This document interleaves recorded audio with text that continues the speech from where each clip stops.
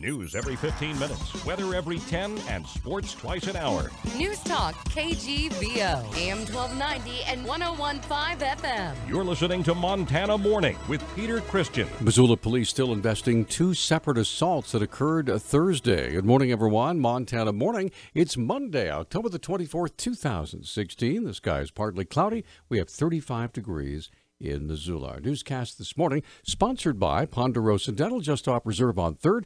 When you think of a great smile, think of Ponderosa Dental, proud corporate partner of Grizzly Athletics. Missoula police responded to two separate reports of assaults on Thursday evening, according to Public Information Officer Travis Welsh. The first incident came in about 6:30 p.m. by a woman claiming she was assaulted by two other women under the Reserve Street Bridge. But she described two white females, one with blonde hair, one with brown hair. But she described being physically assaulted by these two women, and then at one point described how one of them produced a handgun and threatened her with it, and then eventually fired shots into the air as she was leaving the scene. Wells said the woman had minor injuries, but nothing life-threatening. The second incident came in about 11:30. An adult male reported sexual intercourse without consent, describing two other males as suspects. His description of them is that they were both black males, about 35 to 36 years old, and that they were in a gray SUV-type vehicle. That incident reportedly took place west of Orange Street alongside the river. If anyone has information about either of these alleged assaults, call Crime Stoppers, 721-4444. 31-year-old Sean Wild appeared last week before District Judge Robert L. Dusty Dayshaw on charges that he violated terms of his probation stemming from a rape that allegedly occurred in 2013. Deputy Missoula County Attorney Jennifer Clark explains. The allegations are that he was seeking escorts for sexual purposes, had pornography on his phone, had a cell phone that had internet capabilities when he is not supposed to have internet access, also had Facebook accounts and subscribed to other internet sites, and is not in compliance with his treatment. Clark explains the next steps in deciding Wild's fate with the criminal justice system. He was seen by Judge Dayshaw, and Judge Dayshaw set bail at $50,000. A report of violation will be filed, and he will either enter denials or admissions.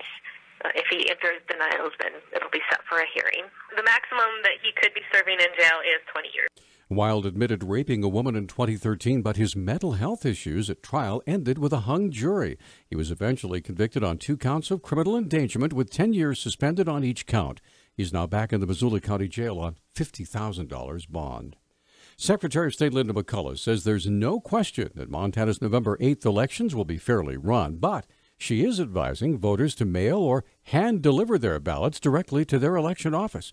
McCullough's comments from Friday, are in response to some voters in at least 3 counties, including Missoula, reporting that people offered to deliver their absentee ballots for them. Montana Republican Party Chairman Jeff Essman has raised the question of whether ballots that are handed over to strangers are being tampered with or destroyed. McCullough says it's not illegal for someone to hand over his or her ballot to another person for delivery. She says both Republicans and Democrats have been doing it for years. She says voters can check her office's website to see whether their ballots have been received. Police in Billings are investigating reports that absentee ballots have been removed from mailboxes in several neighborhoods. Crime Prevention Officer Tom Kitely told the Billings Gazette at least 10 people called to report someone had rifled through their mailbox and taken a ballot. Some reported other outgoing mail was not taken. Kitely said the crimes might be motivated by politics or it could just be vandalism. Police are recommending that voters either drop off ballots at the county election office, the post office, or a secure post office box. People who want to check the status of their ballots we just mentioned can visit the Secretary of State's website. 2 Lolo residents and a juvenile were arrested early Thursday on felony grand theft charges by deputies from the Idaho County Sheriff's Office in Grangeville. Idaho County Under Sheriff Jim Georges said the arrests involved the theft of equipment from a construction site near the town of Kootenai. There were 3 suspects in the vehicle, McLean, Huron, and Charles Thompson, and they initially said those generators were theirs, and they had not stolen them. After further questioning one of the suspects, he eventually told us that they did come over and steal those generators. Georges said the juvenile male was taken to a facility in Idaho and was eventually placed in the custody of his grandparents. However, the 2 adults were taken into custody in Grangeville. The other 2 remain here in our jail in Idaho County. They have a $10,000 bond each. And the vehicle, we got a warrant on that, and that's been searched. And I don't know the exact items that came out of that car. Both generators were in there, along with some pry bars and other theft tools as well. The two adults will face felony charges there in Idaho. Hundreds of supporters and opponents are expected at a federal hearing today about a proposed coal export terminal along the Columbia River in southwest Washington.